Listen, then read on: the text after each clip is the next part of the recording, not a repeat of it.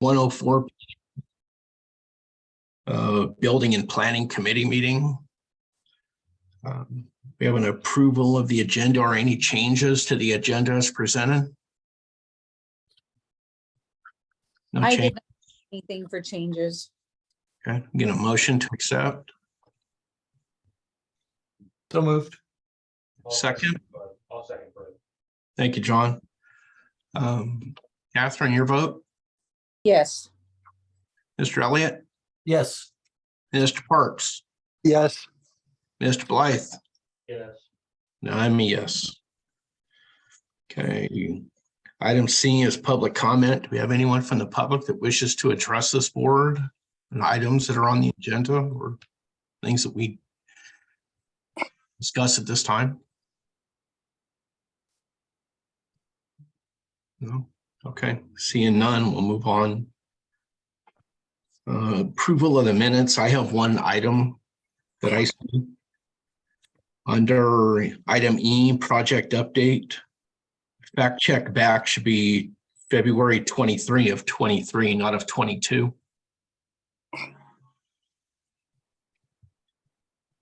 But other than that, does anyone else have any items on the minutes that need adjusted or accept as presented? I make a motion, we accept them as presented. Okay, thank you, Gene. I'll second. Thank you, Catherine. Okay. John, your vote? Mr. Blythe, Yes. your vote? Can you hear me? I can now, yes. Okay, sorry, yes. He's behind me, just raise your hand. Gene, your vote? Yes, Miss Catherine? Yes. Mr. Elliott? Yes. And I'm a yes.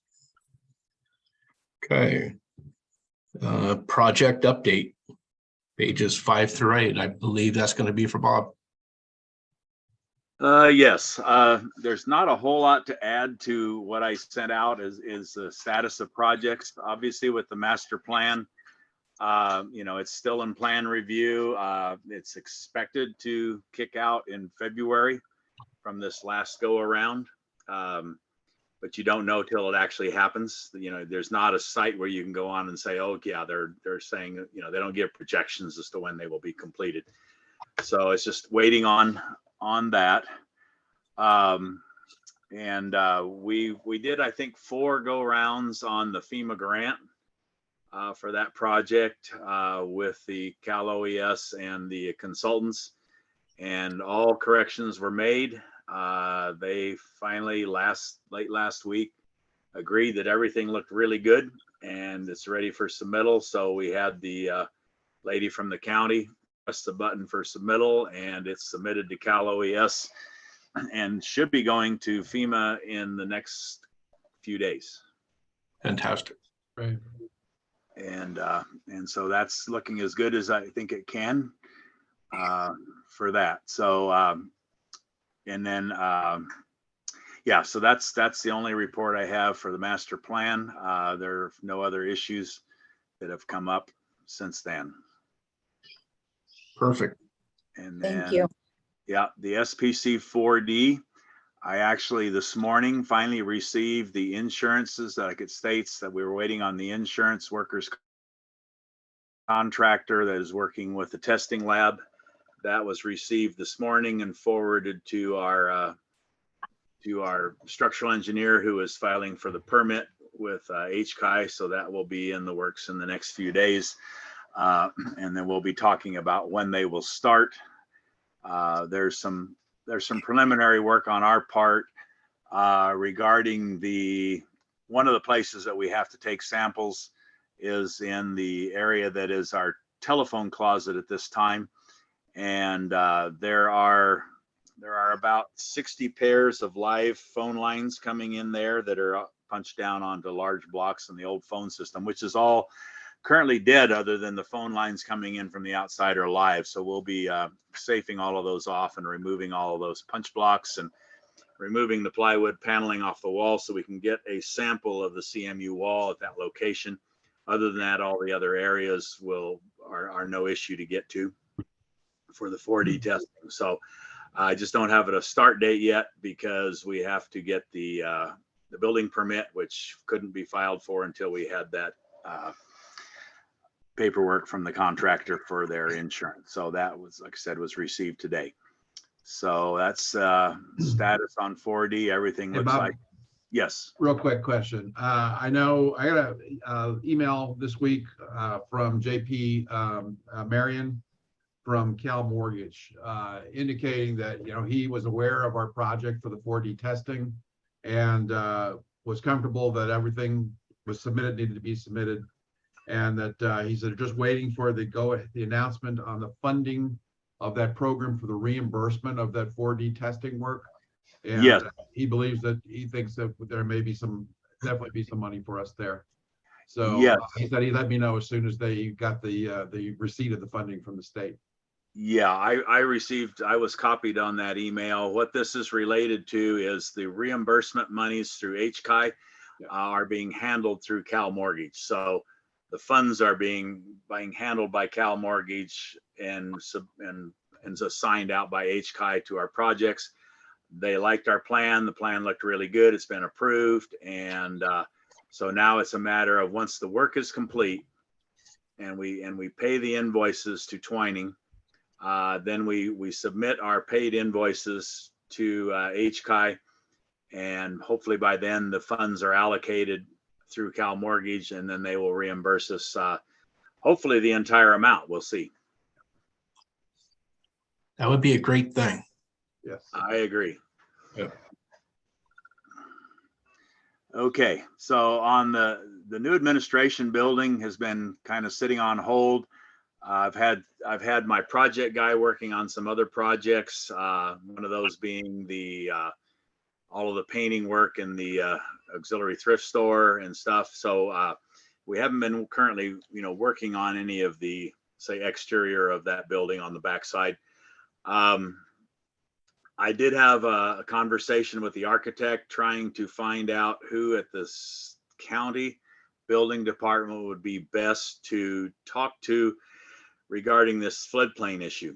And they said that there has been a major amount of change out of people in leadership roles at Kern County Building and Planning. But we kind of came to agreement that the director of building and planning would be the right person to set up a meeting with. I have given that information, name, phone number, etc., and discussed it with Tim. And we're going to be hopefully here setting up a meeting in the next week or two. I'm not sure who from the board would want to go. I know Ross had talked about wanting to go at one point, but I'm not sure, since you're now, Fred, you're the chairman. I didn't know if you wanted to step into that role of meeting with the county building department or not. Oh, I mean, I'll be glad to attend, but I'm sure Mr. Elliott has firsthand working knowledge with all of those individuals with his previous engagement with the county. So I have no problem attending, but I'm sure Ross would still more than like to be there on that. I would Okay. definitely like to sit in on that meeting. Okay. And,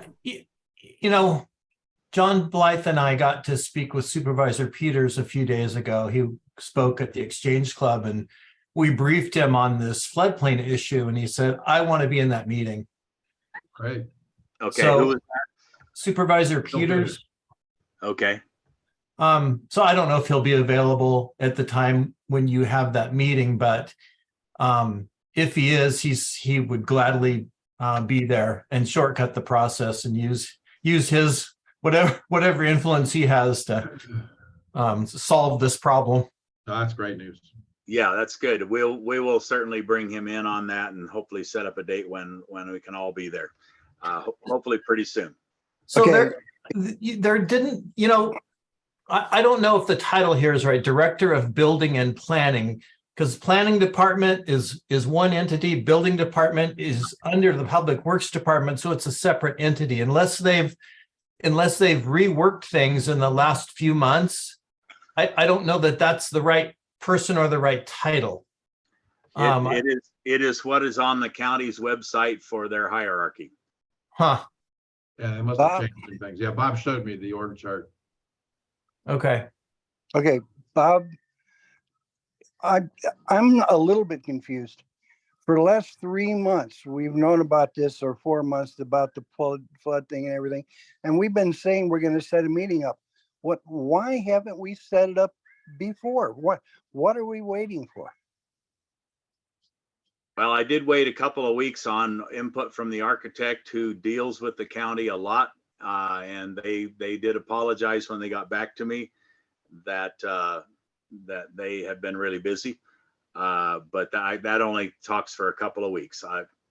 It's one of those things where we've been talking about doing it, but we have to actually sit down and determine who it's going to be with. Now we've got to determine, who will be tasked with trying to find when all of these people are available for a meeting. And we'll get that done shortly. Yeah, Tim and I I'll talked. communicate out with everybody to let you know what the dates are. Okay, does anyone understand anything about the flood and the way we are positioned with the flood insurance? We do, in addition to the national flood, we do some work for them, and we get a discount on everybody's rates. And that's what you're running into down there, is a handful of people that work with National Flood. And they can do pretty much whatever they want to do. They're supposed to be making it better. And that one guy with the photos of McRae is absolutely the most ridiculous thing in the world. Yeah.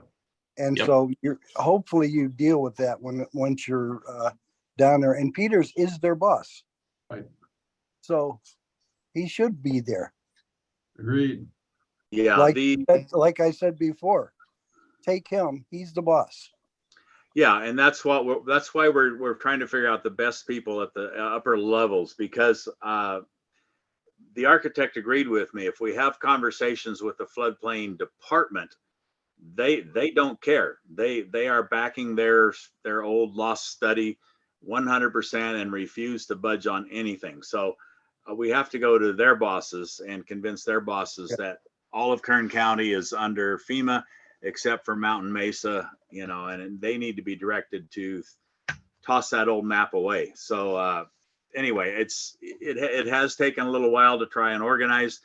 The architect spent quite a bit of time trying to get the guy in the floodplains to respond as to who his supervisor was. And he kept every email that was sent to him, he refused to respond. So he would wait a few days and he would send another email.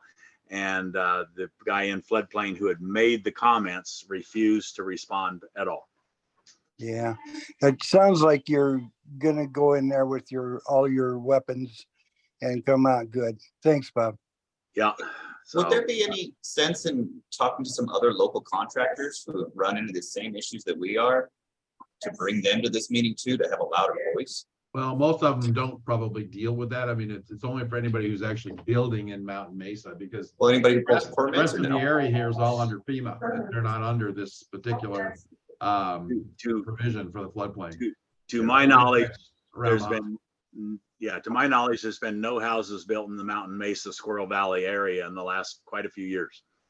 No, that's not completely true. You've had a lot of reconstruction since 2016 fire. Yeah, I mean, I know of one contractor who recently did work in Mount Mesa who ran up against the exact same thing you are, where everything looked good, and then there's this one floodplain thing, the same thing we're talking about here, that he ran into and had to You have deal the with name of that? something. You know Yeah. who that is, Gary? Mhm. Why don't you get that to us? I'll be happy to reach out. Okay. to you. I'm assuming that's the concrete contractor. Yeah, John. Yes, John. Yeah. Yeah, I know John well also. Let's reach out to him, Bob. Yeah. Find out what they found out. All right, will do. Yeah, he's expecting something from me anyway, that I'll talk to you after this meeting. Anyway, nothing related to the hospital. Okay. All right. So yeah, I apologize, Gene, that this has taken way too long. We've had a few other things going on that, ate up a lot of my time. So it would have been nice to have gotten this resolved sooner, but we will get it done sooner or later. Okay, thanks, Bob. Yeah. All right. So on the emergency generator, I had a conversation yesterday with the architect. They had finished the downscaled drawings. They emailed those to me a week ago. I spent several days going through them in detail, and I put together a sheet by sheet comment sections back to them for some corrections. Those corrections are supposed to be back to the architect today. And then he is going to put together the bidding package, which will be a combination of the full scale emergency prepare generator drawings and the reduced scale as one set that can be forwarded out to both the Kern Builders Exchange and hopefully a larger exchange so we can get more coverage. So I expect that will be going out to bid early February.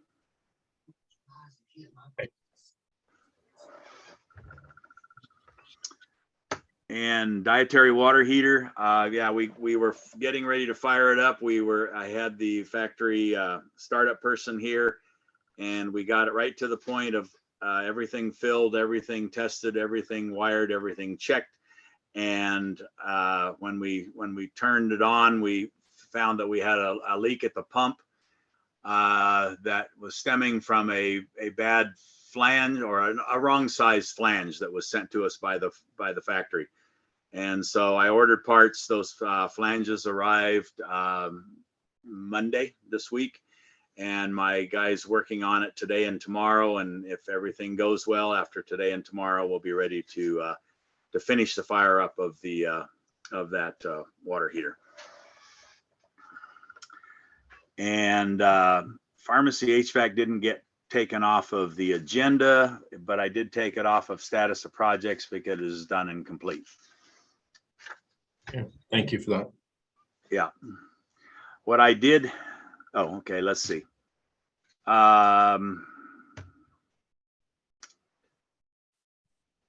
Okay, so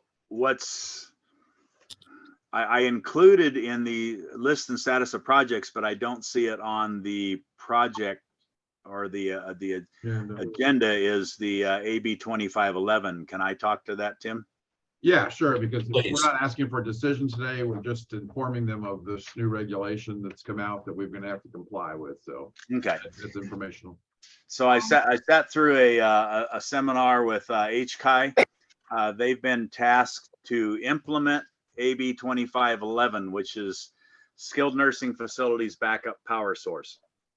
So there's one major component of this AB 2511 that affects 100% of all skilled nursing facilities in the state of California.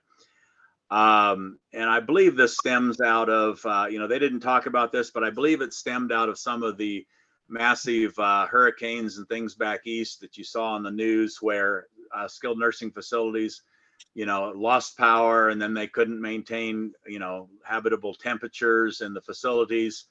And some people passed away, due to excessive heat. So, so California decided to pass AB 2511. It went into effect January 1 of 2023. Final implementation date where every skilled nursing facility in the state of California has to be in compliance is January 1 of 2024. That's a completely undoable scenario for probably many of the skilled nursing facilities, understanding that skilled nursing really is only required to provide like a red outlet at each bed, a little bit of lighting, their fire alarm systems and stuff to be on emergency power. So emergency generators for skilled nursing facilities are quite small. Ours, of course, being distinct part and attached to the general acute hospital, they have a substantially bigger generator because it's also providing power to both surgery and dietary building. But the challenge of this whole thing is it's a lot like SB 1953, the Seismic Safety Act, in that is unfunded. And having had a fair amount of experience with standalone skilled nursing facilities, because my brother operated anywhere from 6 to 10 of them for 20 years, 30 years. It's his business his entire life. They don't make a lot of money because we're distinct part and we get reimbursed at a higher rate, whereas standalone skilled nursing gets a lower rate of reimbursement. So their profit margins are very, very marginal. And now they got hit and we got hit with this unfunded thing that they must have a generator large enough to power all of their heating and air conditioning systems. anyways, so I gave you kind of a whole breakdown of exactly what it is, covering. You know, we're covered for the majority of it because our heating and our red outlets and our life safety systems and our oxygen generating devices and stuff are all, we meet all of that. Oh. And the outage durations we meet because interestingly enough, acute care hospitals are required to have emergency power for 72 hours. They're requiring skilled nursing to have it for 96 hours and to have contracts in place for delivery of fuel or delivery of generators to continue beyond 96 hours, which is just absolutely amazing to me. We currently have a 10,000 gallon underground diesel tank, and with our current generator, that gives us about, I didn't calculate it out, about 2,000 hours of runtime, somewhere in that neighborhood. So we're fine as far as our backup fuel. Even when we put in the newer generator, I want to say, let's see, I think it burns at a maximum of 76 gallons an hour times 96 hours. That's 7,296 gallons. So even when the new generator goes in, we will have 96 hours of fuel. So we're good there. The only thing we do not have is we do not have our cooling systems. Our chiller is not currently on emergency power. That being said, the emergency generator project puts it on. So plus our Tesla batteries are included because you are allowed alternative means of providing power. But in a hot summer day, that's only guaranteed to provide power for about 9 hours of the 96 hours. So we still got to come up with, say, 84 hours of runtime on generator, which we will have once the generator project is complete. That being said, in order to complete, we're going back out to bid again, then we'll award the bid, make the decisions, award the bid for the generator project. And then the contractor that did bid told me that they felt this was probably a 6 to 9 month project. So when you start adding 6 to 9 months of construction to several months of getting it out to bid and getting the bids and selected, contractor puts us right squeaking barely getting done by the compliance date of January 1 of 2024. Hopefully with no glitches, we will make that date. And my assumption would be is if we were a little bit short, on a few weeks of completion of the project, I don't think that CDPH would walk in and shut us down. The way this is working is HCI has been tasked with implementing it, and CDPH has been tasked with enforcement. So this is going to get real interesting come about a year from now on how many skilled nursing facilities make it into compliance. Bob, let me ask a question. Since we're talking about our full compliance would be dependent upon having the new generator in, would that preclude us then from considering the scaled down version of the generator project? Or, do we really need to be looking at the full scope project in order to get that up? No, the reduced scope, I would like to say yes, but I can't, because if any one of you studied the plans in detail, you would see that even in the reduced scope, it still picks up motor control center 1. 2 is on emergency power already, but the chillers are on 1. And in the reduced scope, we are picking up motor control center 1, which includes the chillers and the pumps and all the systems of air conditioning. Understand that the skilled nursing facilities, air handlers are currently on emergency power. So because there's a kind of a glitch in the whole code system, even for acute care hospitals, that says you do not have to have your chillers on emergency power if your air handlers continue to run and push air and you have operable windows with screens. Of course, on a 108-degree day, those open windows with screens don't really cool your building a whole lot. I don't know why that has been left in code, but it is still currently there today. So this puts skilled nursing actually ahead of the curve of acute care hospitals on providing, putting your air conditioning systems on emergency power. So anyway, so yes, either scenario would bring us into compliance. So Bob, I have a question. Yes. Okay, so when the Erskine fire happened a few years ago, and the whole valley didn't have power for a whole week, but didn't the generators here kick in where you were over that 90-day, I mean, well, theoretically it would be 90 days. So are we already, like you said, we're already technically in compliance with this? We Well, were, yeah, we're- there were a number of parts that weren't connected to, that's what we learned from that fire. Oh, I see. There were portions of our systems that we weren't aware weren't on emergency power. Yeah, understand this, okay? Over the years, the requirements of what's on emergency power continue to change with each code cycle. So for instance, the acute care building has very minimal stuff on emergency power. That was that old generator that failed that's on the temporary right now. None of the the only air handlers in the entire building that operate on emergency power are the ones in ER, because that used to be the surgery department. And back in 1968, the only required air handler to be able to move air was the surgery. Again, not requiring the chiller to be on emergency power, so you can't cool that air. The skilled nursing facility is built at a later date where the air handlers were all required to be on emergency power, so they move air. But again, not required to have a chiller in order to cool. But the heating systems work. So our boilers and and the pumps related to the boilers, they're all on the MCC2 where they're on emergency power. So what we did find in the Erskine fire is that there was a whole lot of things we would like to work that didn't. And for instance, our kitchen is entirely electric, and so nothing in the kitchen works. Code doesn't require your kitchen to be functional in an emergency. You can go to paper plates and packaged food, etc. Cold food, it's allowed. So obviously that's why the scope of the full-blown project is to take power over to the dietary building and pick up some additional stuff in skilled nursing that it would be nice to have on emergency power. It also picked up the chiller. I insisted upon that. And so that leaves us still in compliance. And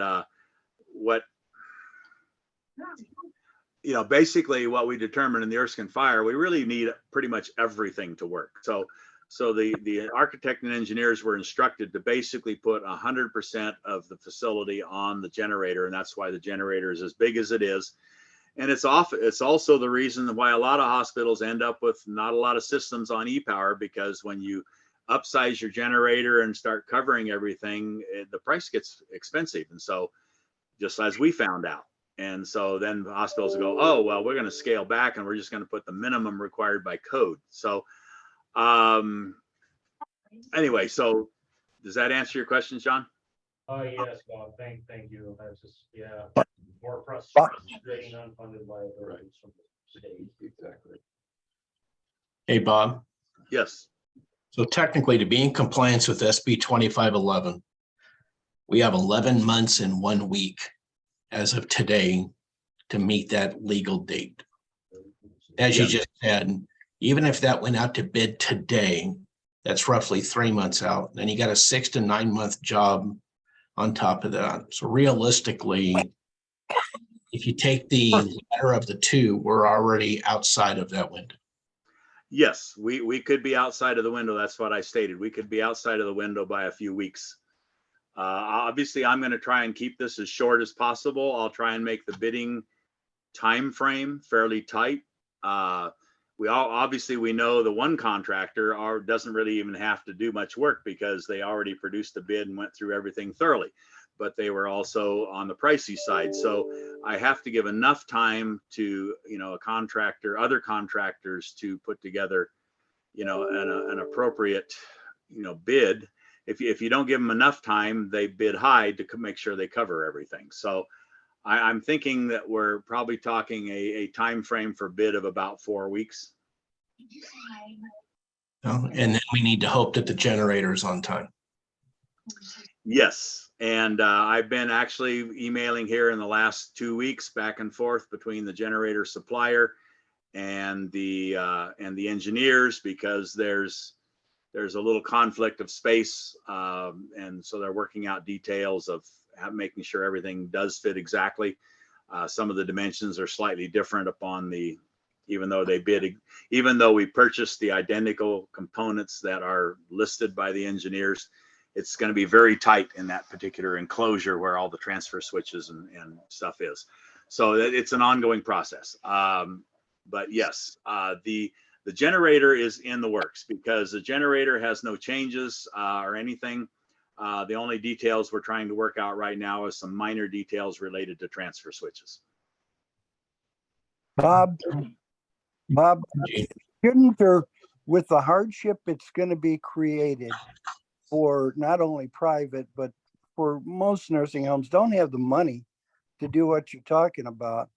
And so they're going to be slow implementing what they're doing.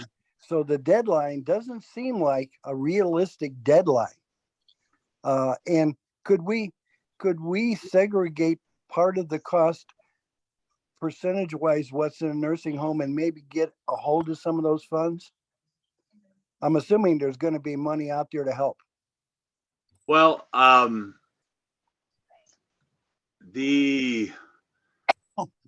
there currently is not, but that doesn't mean some may not become available. I have a gut feeling that the same thing that we believe will happen with SB 1953 will also happen with AB 2511, in that as we get closer and closer to that drop dead date, and half the skilled nursing facilities in the state of California are not in compliance, that they're going to have to slide the date, just as they've slid the dates on SB 1953 several times.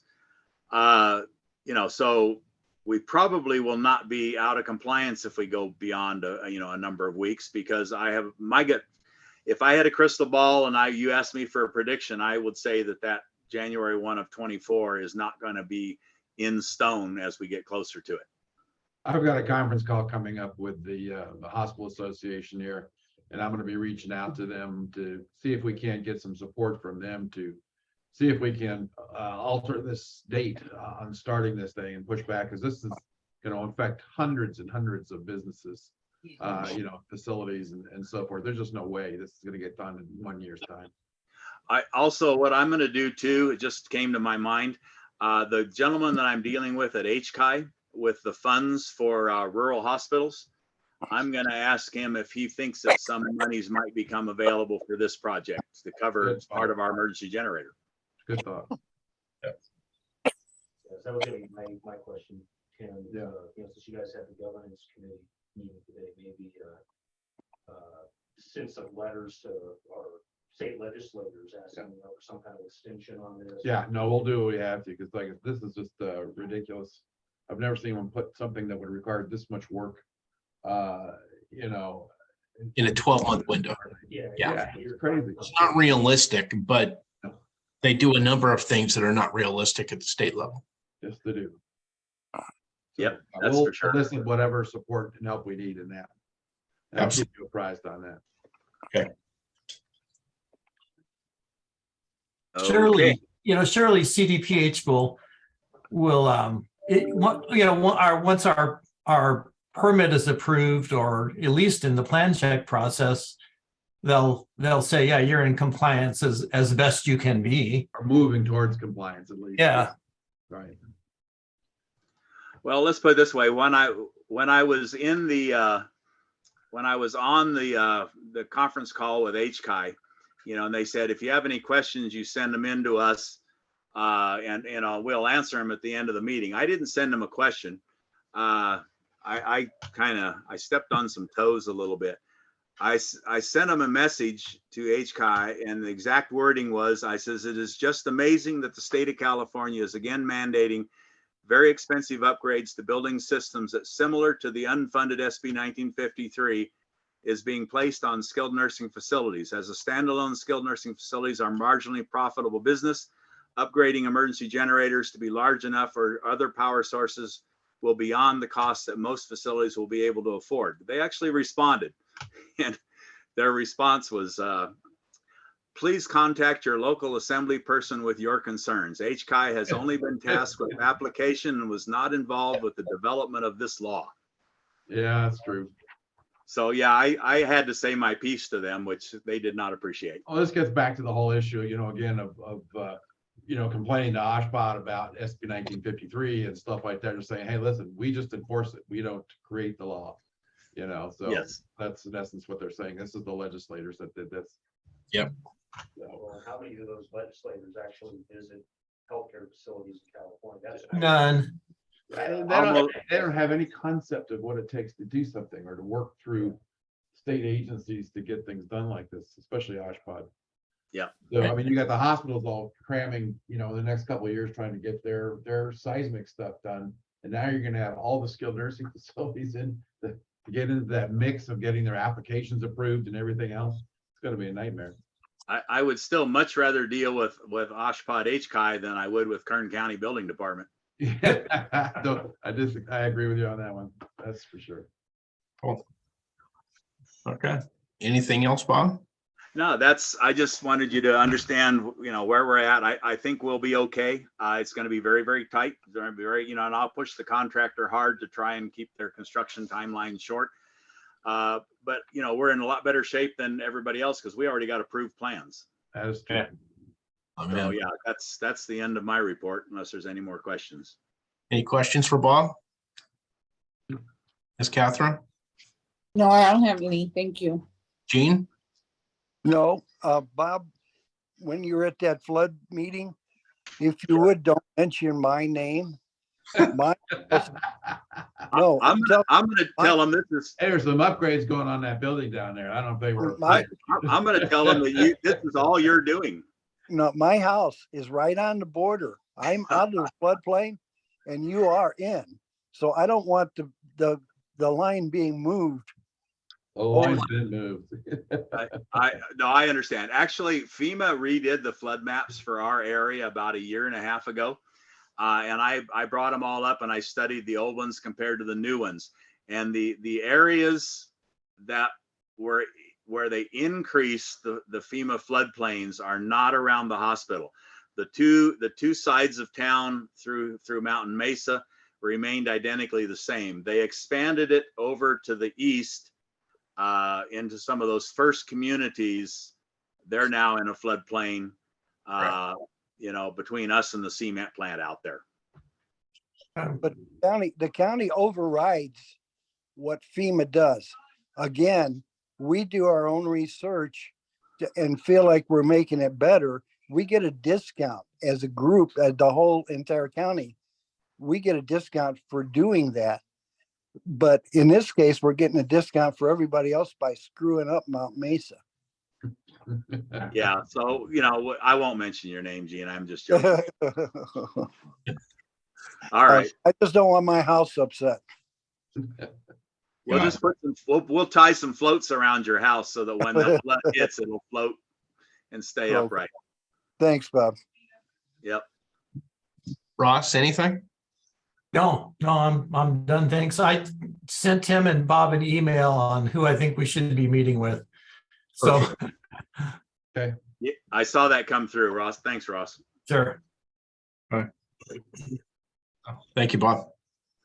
Yep, you're welcome. Invoice review says we have none to review. Yeah, they got them in 1 week too late.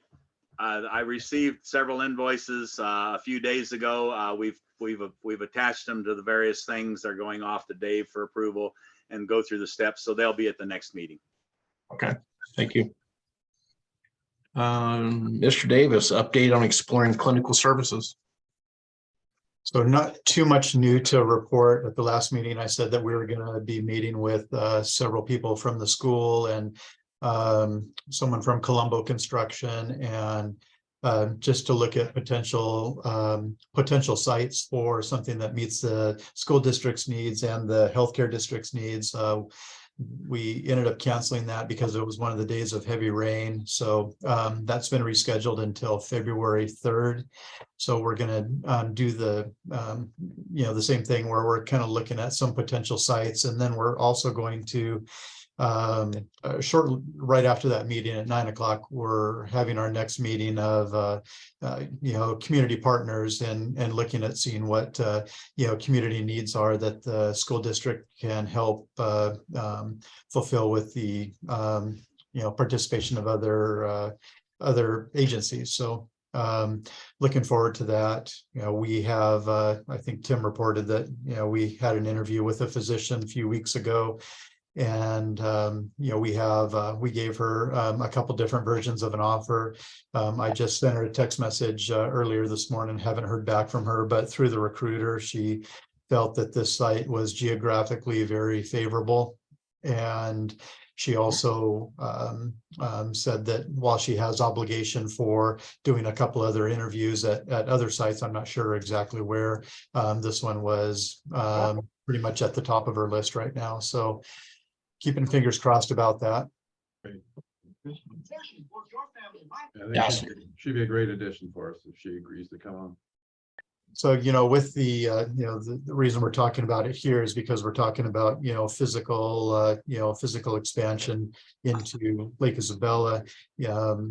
I'm hoping that this is something that's going to be really favorable. This is, we aren't going to get very many other opportunities to, potentially have a building that would kind of be built to suit with minimal upfront, financial investment from the hospital. So I'm just really hoping that that this will work out so we can expand our services.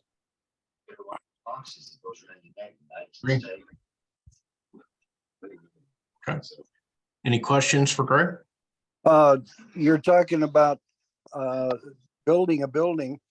Are we going to be sharing it? Who will own the building? Or ultimately who will own it? Or what will, how is that handled? So we're looking at various options. We're actually meeting, the school board is meeting with one of our financial consultants, government financial services.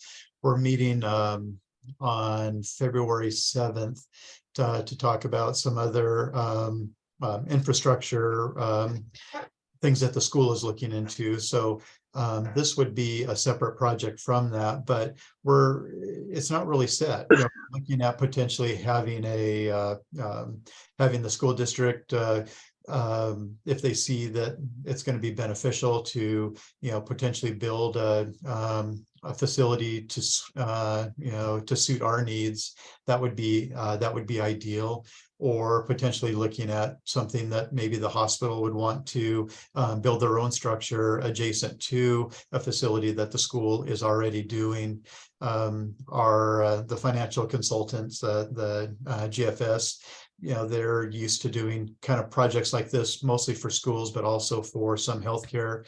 And so she already had some ideas, but she wants us to kind of figure out what we see, what we envision as being beneficial for the community, while watching out for the interests of the healthcare district and the school district. Cool, thank you. Catherine, any questions for Greg? I do not have any question. Well, I guess I do. Was there a site already picked for this? Because I might have tuned it out.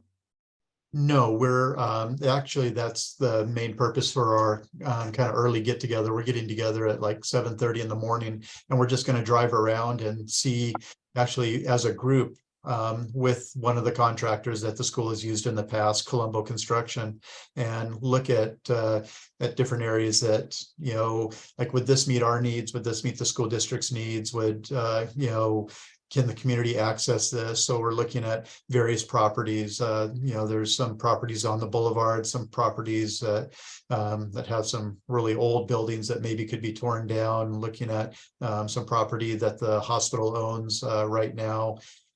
There's quite a few that we're looking at, and one of the sites is near the Dollar General in Lake Isabella that would have its own flood concerns too. So it's a good conversation to have with your other meeting that you were talking about earlier. Yeah, avoid the flood problems and make it look pretty for our valley. Okay. Those are the two things. Exactly, agreed. All right, thank you. Mr. Elliott, anything? No, thanks, Greg. Appreciate this project. I'm excited about it. Glad you're working on it. Thank you, Greg. Good. Guys, if we have no other comments, anyone wishes to bring it up, I'm showing here we're set for adjournment. Any comments, John? Oh, no, I don't have anything. See what happens when you're chair? When you're hidden in the back here too. That's right. You're in the back hiding. In the corner, Fred. All right, we're used to your hiding. If I move over to the building, I'll be out of frame completely. There you go. Just Just put me- everyone stay safe. Can I be, Have a can I great be day. adjourned too, Fred? I'm sorry, Gene. Can I be adjourned also? Yes, sir. You're adjourned. Have a great day, guys. Thank you. All right, thanks, everybody. Thank you, everyone. Thanks, everyone.